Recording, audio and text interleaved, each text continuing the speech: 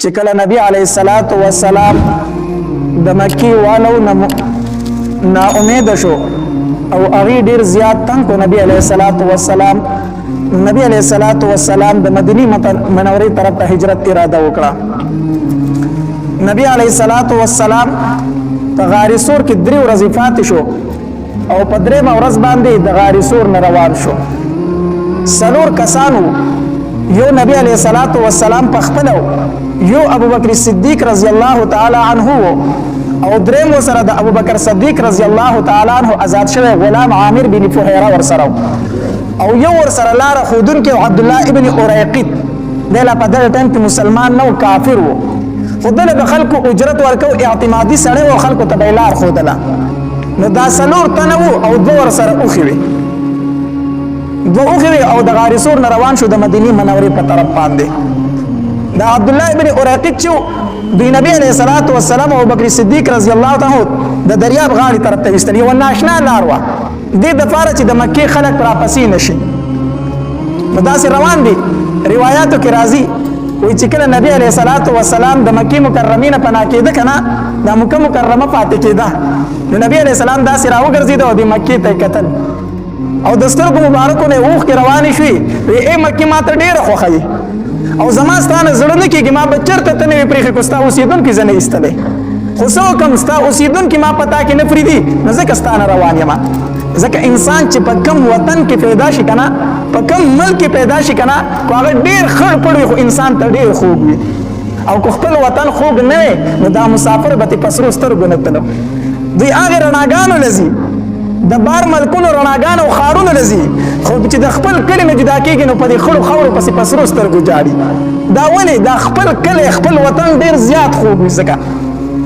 نو نبی علیه الصلاۃ والسلام چې مکې ته داسې وکتل نو په ژړا شو، ای مکې که ستا اوسېدونکو زه ستانه نه ایستلی نو ما به چېرته ته نه وي پرېښې، او د سترګو مبارکو نه اوښکې روانې شوې. الله تبارک وتعالی په دغه ټایم کې آیاتونه نازل کړو، د الله پاکه پیغمبره دې کلي ته به دې واپس بیا راولمه، خپه کېږه ما، خیر دی کو نن تې په ژړا باندې روانې، یو ورځ به راشي چې په غلبې باندې به دې کلي ته واپس راځې، تعالی به فتح در کومه. نو نبی علیه الصلاۃ والسلام روان دی، ابوبکر رضی الله تعالی عنه ورسره دی. نو ابوبکر رضی الله تعالی عنہ د نبی علیه الصلاۃ والسلام نه په عمر کې لږ کشر و، په عمر کې ته کشر هو، خو د بدن نه به داسې ښکارېده چې د نبی علیه السلام نه مشر دی، داسې به ښکارېده. نو چا چې به تپوس وکړو د ابوبکر رضی الله تعالی عنہ وایي دا ملګری در سره څوک دی؟ امرګری در سره څوک دی؟ نو ابوبکر رضی الله تعالی عنہ وفرمایل دا هغه انسان دی چې ماته لاره ښایي، دا هغه انسان دی چې ماته څه ښایي؟ لاره ښایي. نو د خلکو به دا مطلب و چې کېدای شي دا ورسره لاره ښودونکی وي، ځان سره یې څوک روان کړی، او د ابوبکر رضی الله تعالی مطلب به دا و چې دا هغه انسان دی چې ماته د جنت لاره ښایي، ماته د جنت لاره ښایي. نو ابوبکر رضی الله تعالی دروغ نه ویلو، د هغه په ذهن کې او په سوچ کې دا و چې دا هغه انسان دی چې ماته د جنت لاره ښایي، خو بل سړي به ترې دا فهم کړي چې دا ورته چېرته د مدینې منورې لاره ښایي. روانو دواړه او دغه 2 ملګري ورسره نور هم دي. په دې دوران کې دا خبر په مکه مکرمه کې خور شو چې نبی علیه السلام د مکې نه ووت لاړو. ابو جهل اعلان وکړو، وی کو چا د دې دواړو سرونه موږ له راوړو، د ابوبکر رضی الله تعالی عنہ سر موږ له راوړو او یاد موږ له دو نبی علیہ الصلوۃ والسلام سر راوړو، نو هغه انسان له بسل او خان ورکول کېږي، په یو سر باندې سل او خان کې خدل، نو د دواړو د سرونو قیمت یې څو کې خدو 200 او خان. وکړه دا دواړه موږ له چا ژوند دی راوستو یا د دوی سرونه موږ له راوړو، نو د هر یو تن په سر باندې سل او خان انعام دی. نن سبا خلک داسې کوي کنه، د یو مجرمي یا دشمنی او چا سره ویل که دا سړی راله چوجه نه دومره انعام به ورکم. نو دا مکه مشرکین او ابو جهل اعلان وکړو، وی د نبی علیہ السلام د سر قیمت سل او خان دی او د ابوبکر د سر قیمت سل او خان دی. وسل او خان چې کنه دا په لوی قیمت لري، او په دغه زمانه کې سل او خان داسې وو لکه نن زمانه کې سل موټرې. یو سړی ته ووایي چې په پلان کې دی راله او چې زه درله سل موټرې انعام درکوم، دا څومره روپۍ دي؟ نو بس د مکې مکرمه هر یو تن کوشش دا شروع کو چې د نبی علیہ الصلوۃ والسلام سر مبارک راوړي. نعوذ بالله. دغه یو فالوانو دا غنوم د سراقه ابن مالک، سراقه ابن مالک دی و چې ما دا خبره واورېده، ما چې دا خو اسانه خبره د سل خان نه 200 خان دي، زه چې دوړ سرونه راوړم. په دې دوران کې زه په مجلس کې ناستم، یو تن راغی، هغه چې لکه د ابوبکر او د نبی رسول الله په سر باندې سل خان دي، هغه د دریاب په غاړه باندې روان ما ولیدل. په مجلس کې دا خبره وکړه چې هغه د دریاب په غاړه باندې روانو مدینه منورې ته تلو. سراقه ابن مالک ما ورته چې نه مړه هغه دغه نه دي دا بل څوک دا پلان کې اوس وتل دغه شانتي لاړو. دا خبره مې ځکه وکړه ما چې اسنه چې بل څوک رانه مخکې شي دا انعام بل څوک وانه خلی. دا خبره مې اخو دې وکړه چې نه دا پلان کې اوس وتل دا غي لاړو. دا نبی رسول الله چرته دی دا نه دی. د دې خبره مې اخو دې وکړه زر کور ته رالم غړي غونته کې خپل وینځي ته مې چې دا است دې پوری غونډکې د خټو وخت بوزه خو سوکته ونی نه زین مې پټېټ کو وینځي ته مې چې دا اسپټ د کورو بس دغه ته بوزه او د کور نه د چني په طرف رالم اسی د کور شا طرف ته رالم او دا سټ روانو مدزان سره تور نه زر اغست چې سوک ونی نه ځکه ما چې بدینام رانه بل سوک مخ کې نشي بدینام رانه بل سوک مخ کې نشي ویرالم است او ختم او چې است او ختم کوم سړی چې کوم لار یاد کړو چې دریا په غاړه روان دي وی اس مې په منډه کو په تیزی سره حتی در دې پورې چې نبی رسول الله ابوبکر رضی الله عنه اعلان وکړو اعلان وکړو ابوبکر رضی الله تعالی چې وکتل اذا الله پاک پیغمبر مونږ لاندې کړی شو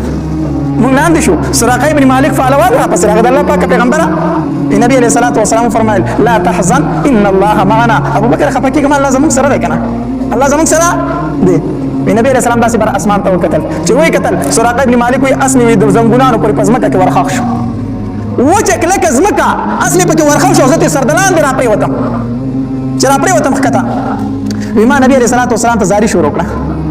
ما ورته چې تا راته خیرې وکړي تا چې اسمان ته وکتل کنه زه پوه شم تا راته خیرې وکړي زه تا ته څه نه ومه خو زما د اس رازات کا الله ته دعا وکړي زما د اس شي ځکه وچه کلک زمکه د اس پکې ورخه شو الله ته سوال وکړي زما د اس رازات شي زه تا ته څه نه ومه. نبی علیہ السلام وایي چې ٹھیک ده نبی اسلام الله ته دعا وکړه اس آزاد شو چې اس آزاد شو اس ته ختم کنه بیا ما چې 200 خان دي او راغله یو بالکل مخ ته 200 خان دي او ته اوس بیا تشلازي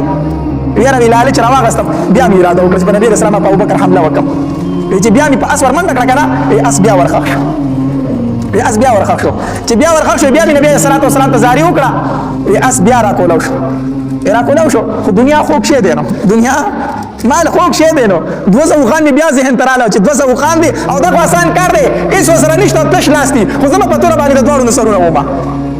په درېمه پیره چې اس ته ورو ختم او اس په تیزی سره ور پمنډ کو کنه او چې نبی رسول الله سلام ته نږدې شم جو اس بیا ورخښ شو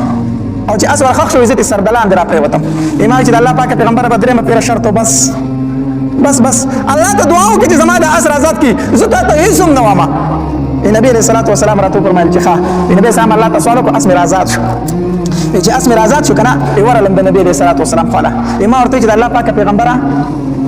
بس دا مستا سره وعده ده او دا مستا سره معاهده ده چې یو بل ته نور څه نه وایي دا الله پاک پیغمبر دا مې در سره وعده ده چې تاسو ما ته څه نه وایي او زه تاسو ته څه نه وایم او دا خبره خو په یو سرمنې په ټوکړه باندې اولی کړه او ما ورته وی چې زه بس تاسو نور حفاظت کوم استه وختم واپس را روان شو چې روان شم مخکې رالم یو څه کسان دي په دې لاره باندې روان دي دلته نبی رسول الله پس روان دي ما ورته وی چې زه دا لاره ما وکتله دا لاره ما ګوره د الله قدرت ته ګوره چې هغه کس چې د نبی رسول الله په قتل پسې سټیم مخکې را روانو او اوس د نبی رسول الله څوکیدار او محافظ دی مخکې تور راغستی چې د نبی رسول الله نصر وما او اوس نور خلکو د نبی رسول الله بچ کړي وی زه دا لاره ما وکتله کافر خو دروغ ویلي نه خوښول دا ونه وی چې زې په دې لار باندې نشته ځکه نبی رسول الله ابوبکر هم موجود کنه دروغ نه وی دا سی ونه چې زې په دې لار نشته ځکه کافر خو بیا د دروغ نه سکاو نفرت کو دروغ ویل نه خو خول نو سی وی زې د لار ما او کتل نو کتل خو وری شي کنه زې د لار ما او کتل دا په ذهن کې دا و چې په دې لار تل وینه مونتلو ځکه تشلاس راغی ناغي په دې لار نه شو واپس شو الله زموږ په حال رحم وکړي کافر د دروغ نه نفرت نن سره مسلمان د دروغ نه نفرت نه کوي بس په هر دغه درېمه خبره کې د دروغ وي نو د خلک د لارې نه واپس کوي زه به د لارې رالم دا ما وکتله زی دغه سراقه ابن مالک چې د نبی اسلام د خوانه را رخصتېده که نه د نبی علیه الصلاة والسلام ورته یوه خبره وکړه وی ای سراقه دې نه په دغه ټایم کې مسلمان ګورې نه دی ښه وی ای سراقه زه ستا په سر باندې د کسرا د سر تاج او د لاسو بنګړي وینم دې چې په لاره باندې راته داسې په خندلې عجیبه غټې غټې دعوې کوي په کلي کې د ځای نشته خلکو د کلي نه ایستې په کلي کې د ځای نشته او دعوې دومره غټې غټې کوي چې ستا په لاسو باندې بنګړي د بادشاهي نم او په سر د هغه تاج نم دې خبرې ما له خندا راوسته بهرحال بیا د عمر رضی الله تعالی عنہ په زمانه کې دا فارس فتح شو دا ایران او دا علاقې فتح شو چې کله فتح شوی دا سراقه ابن مالک په دغه ټیم کې ایمان راوړی دیم په دغه جنگ کې و نو عمر رضی الله تعالی د مدینه منورې نه د دغه جنگ چې کوم صفه سالار او جرنیل هغه ته خط ولیکو خط یې ورته ولیکو وایي د بادشاه چې کوم د سر تاج دی او د لاس بنګړي دي دا ما ته راولېږه او سراقه ابن مالک ورسره هم راولېږه. هغې جرنیل سراقه ابن مالک له هغه سامان ورکړو ته مدینې منورې ته لاړ چې امیر المؤمنین غوښتی دي هغه بللی یې نو دله ځان سره سامان راوړو چې مدینې منورې ته راغی نو عمر رضی الله تعالی سامان کولاو کو نو چې کولاو یې په پای کې د لاس بنګړي د بادشاه نه د بادشاه د لاس بنګړي پکې نو عمر رضی الله تعالی دوباره خط ولیکو هغې جرنیل ته وایي د بادشاه د لاس بنګړي دې پکې څه کړو بادشاه ته چې پیغام ورسېدو سامان یې ولټو یقینا بنګړي هلته پاتې شو نو هغې واپس هغې کس له ورکړو دا امیر المؤمنین له ورسوه نو چې کله د بادشاه هغه تاج او بنګړي راغله که نه عمر رضی الله تعالی یو لویه جلسه مقرر کړه مسجد نبوي کې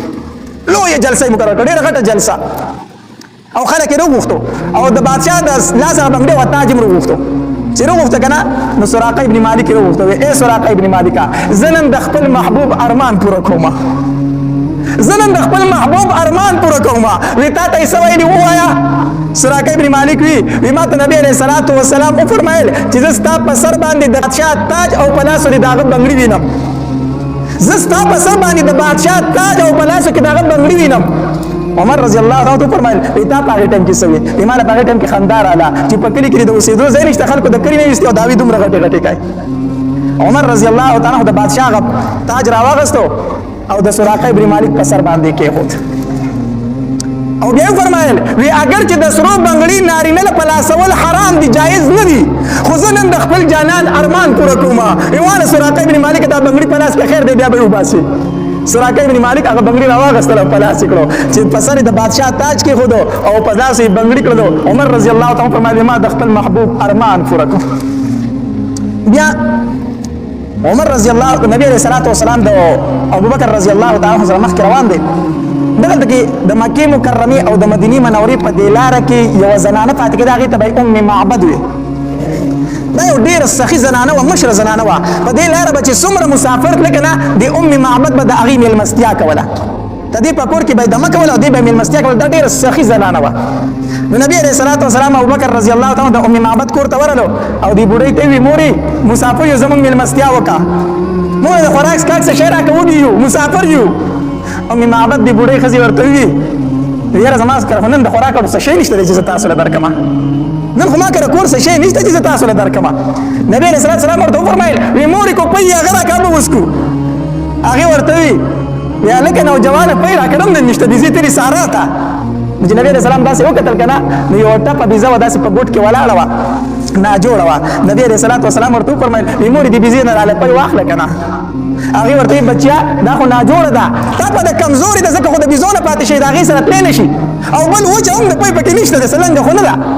نو ناجوړه هم ده وچه هم ده په دې کې پۍ د کم طرفه دي نبی علیه الصلاة والسلام ورته وفرمایل وی مورې ما ته اجازه شته چې زه دې پۍ واخلمه د ام معبد دا په خندا شوله هغې دا وګڼله چې داسې نانجاڼه دي پوهېږي نه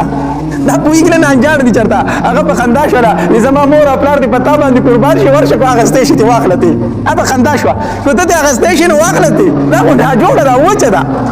نبی علیه الصلاة والسلام داسې یو لوښی راواغستو او هغه لوښي نه به وي 8 تنه مړېدل 8 تنو چې به دې پۍ اوس کړل نه 8 تنه به ترې ماړو شو نبي علیه السلام هغې لوښي ته لاس کړو او دغې بېزې په دې غولانځ یې داسې لاس وال شروع کړو نو کوم شي ته چې د نبي علیه السلام مبارک لاس ورسي نو په دې غولانځ چې نبي علیه السلام لاس والې شروع کړل که نه غولانځ د پۍ ډکه شوه او بېزه ناجوړه وه شخون وهلې هم شروع کړه دا ساری چې ناجوړې دی شخون نه کوي که نه دا ناجوړه وه نو هغې زر زر شخون شروع کړه غولانځ یې د پۍ ډکه کړه نبي علیه السلام په خپلو مبارکو لاس شروع شو بېزه لوشلې شروع کړو لوښی یې ترې ډک کړو ام معبد ته ته پۍ وسکه هغې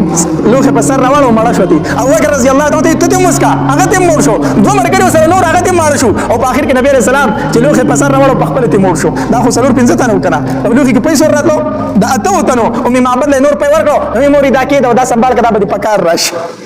دا به دې په کار راشي اوس ام معبد نبي علیه الصلاة والسلام ته سوال مینت وکړو تاسو مونږ کره پاتې شه زمونږ کره نن شپه وکړئ هغې خو ولیده که دا خو ساجیبه نوجوان دی وی پاتې شه دلته شپه وکړئ نبي علیه الصلاة والسلام ورته وفرمایلې مورې مونږ ته لار پرته ده مونږ به ځو مونږ ته ډېر مزل پروت دی نبي علیه السلام ابوبکر رضی الله تعالی د دې نه روان شو اوس ماښام شو نو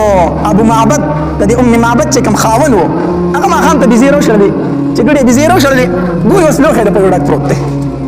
ای ام معبدو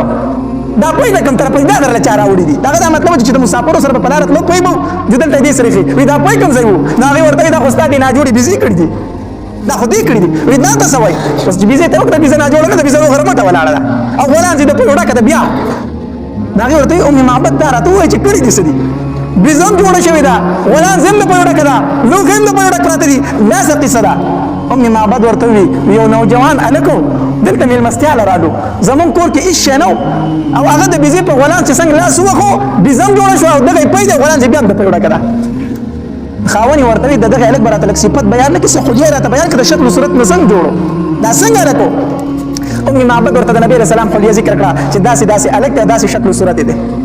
ابو معبد پوه شو وی کو الله مې نه خطا کړي که نه دا هغه د مکې د قریشي خاندان هغه هلک دی هغه د پیغمبرۍ دعوت چې کړې ده ظالمې تا ایساره ونه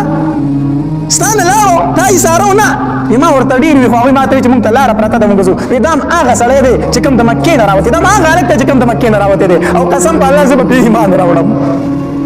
ام معبد هم مسلمانه شوله او خاوند هم څه شو مسلمان شو دواړو ایمان راوړو اسماء رضی الله تعالی فرمایي زه به په کور کې ناسته وم ما به ژړل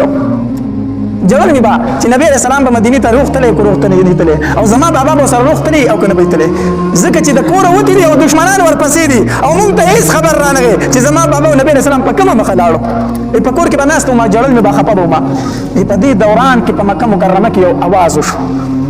आवाज کېږي او څوک نه आवाज راځي خو आवाज کوون کې څوک نه आवाज څه دی आवाज دا دی وی هغه دوه ملګري د ام معبد کور ته ورسېدل مطلب دا چې مکه والو ستاسو د لاس نه وتی دي تللی دي هغه دوه ملګري د ام معبد خیمو ته ورسېدل د هغې کور ته ورسېدل او چې کوم ورسره ملګری دی هغه هم کامیاب شو ام معبد هم کامیابه شوه الله چې کوم ورسره ملګری دی هغه هم څه شو کامیاب شو ابو بکر رضی الله تعالی عنه یو ځل عمر رضی الله تعالی عنه ابو بکر رضی الله تعالی عنه فرمایل ابو بکر راځه نن یو خبره کوم ابو بکر رضی الله تعالی عنه څه خبره کوم زه تعالی د خپل ژوند ټول نیک اعمال در کوم ته مال یو نیکی راکړي ته مال یو نیکی راکړي او زه در خپل ژوند ټول نیک اعمال در کوم تا ته پته ده چې ما څومره جهادونه کړي دي ابو بکر رضی الله تعالی عنه فرمایلی عمر وای راته ستا د روغ ژوند نیک اعمال هغه ما ته پته ده چې تا د دین اسلام لپاره څومره کړاوونه کړي تا څومره جهادونه کړي زمانه به یو نیکی اخري او مال د ټول ژوند نیک اعمال راکړي وای راته عمر څه خبره ده عمر رضی الله تعالی عنه فرمایل ابو بکر تا چې د نبی علیه الصلاۃ والسلام سره کوم هجرت کړی دی کنه هغه د هجرت ثواب مال راکا او زما ټول نیک اعمال کواله ابو بکر رضی الله تعالی عنہ فرمایل عمر دا سودا نشي کېدی عمر دا سودا نشي کېدی دا خدای الله په ما باندې یو فضل دی یو احسان دی چې ما ته را نصیب کړی دی دا نشم کولای دغه ثواب تعالی نشم درکولای نو په مدینه منوره کې په مکه مکرمه کې आवाज کېدو کوم چې ور سره ملګری دی هغه کامیاب شو او د ام معبد د خیمو نه واختېدل ورسېدل نبی علیہ السلام روان دی ما سره خدای غړی ولاړ د ټیم څه دی یاري مکه 2 منټه کم دی نبی علیہ السلام د هغې سره ملګری روانو هلته کې په مدینه منوره کې انصار خبرو چې نبی علیہ السلام خو د مدینې منورې د هجرت لپاره راوتی دی خو ورځې ډېرې تېرې شوې راونه رسېدل هغې ته څه پته و چې نبی علیہ السلام په غار سور کې 3 ورځې تېرې کړي دي دې نه خو نه خبر که نه چې 3 ورځې خو نبی علیہ السلام په مکه کې حصار شوی په غار کې نو د مدینې خلک به سحر راوتل د قبا مسجد چې کوم ځای دی دغې ځای ته راوتل د قبا دې ځای ته او ناس به د نبي علیه السلام په انتظار کې خو چې کله نور به تود شو ګرم شو که نه نو ناامیده به واپس بیا لاړه مدینې منورې ته هر سحر به راتلو دغلته به انتظار کو او چې کله به نور ګرم شو نو واپس به بیا تلو مدینې منورې ته تر دې چې نبي علیه السلام راورسېد چې راورسېدو د انصار ډېر زیات خوشحاله شو او نبي علیه السلام وفرمایل اول کار دلته دا کړو چې دلته جومات جوړو دلته څه جوړو جومات جوړو او نبی علیه السلام په خپله پاسېدو یوه تیږه یوه ګټه یې راواغسته او داسې کېښوده دا د جومات بنیاد شو دا لومړۍ ګټه شوه دویمه ګټه ابوبکر رضی الله تعالی راواغسته کېښوده او درېیمه عمر رضی الله تعالی کېښوده او صحابه کرام شروع شو ګټې راوړه او جومات شروع شو روایتو کې راځي وایي نبي علیه السلام به ګټه راواغسته دا ګټه چې درنۍ سړی د خېټې سره ونیسي که نه داسې روچه کې د خېټې ته اړمه کړي نبي علیه السلام به ګټې راغستې د خپلې خېټې مبارکې ته اړمې کړې را روان به صحابه کرام ورته فرمایل د الله پاکه پیغمبر ته کېنه سیټ ته که ته مه راوړه تیږې مونږ یې جوړو که نه مونږ دا تیږې راوړو نبي علیه السلام ورته وفرمایل وایي نه زه غواړم چې په دې جومات کې زما هم حصه وشي زه پکې هم شریک شمه الله نن سبا چې مونږ د جومات د کار ووایو که نه دا کار کول غواړي نو هر سړی کوشش کوي چې ځان پټ کړي ځان پټ کړي مسلمانانو تاسو د جومات د ثواب نه څه خبر یې حدیث مبارک کې راځي نبی علیه السلام فرمایي چا چې د الله جومات جوړ کړو د ځان په جنت کې کور جوړ کړو ځان په جنت کې کور جوړ کو. نو موږ د ډیری په خدمت باندې بد نه ښکارو چې په خپل جارو اول خپل ډیره صفا کو کنه کو ځان راته بد ښکاری نه. د خپل ډیری په خدمت باندې راته ځان بد نه ښکاری، خو د جمعات په صفای باندې موږ ته ځان بد ښکاری. دا ډیره د افسوس خبره ده. زمونږ د جمعات صفای به نیاز باچا کوله، الله تبارک وتعالى دې ورله لوی عمر ورکړي، او دا خاندان ټول الله تبارک وتعالى دې ورله دراز عمرونه ورکړي، او الله دې دا ثواب قبول کړي. دا خاندان چې کوم ځای کې دوی د مسجد خدمت کوي، دا د الله تبارک وتعالى پرزو ده چې بچاو دي، دا د زور شی نه دی، دا د الله یو سود دی چې بچا باندې وکړي. هغه به د دې مسجد صفایي کوله، او حتی در دې پورې په خپله ملیشات راغله بچي به در اوسه پورې راته صفایي به یې کوله، خو ماشومان دي که نه،